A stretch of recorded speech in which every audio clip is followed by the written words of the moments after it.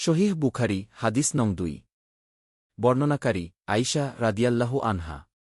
বাংলা অনুবাদ আব্দুল্লাহ ইবনে ইউসুফ আমাদেরকে হাদিস বর্ণনা করেছেন। তিনি বলেন, মালিক আমাদেরকে হাদিস বর্ণনা করেছেন।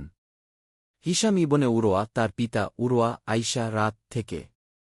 তিনি বলেন, আলহারিস ইবনে হিশাম রাত রাসূলুল্লাহ সাল্লাল্লাহু আলাইহি ওয়াসাল্লাম কে জিজ্ঞাসা করলেন, হে আল্লাহর রাসূল, আপনার নিকট ওহী কিভাবে আসে?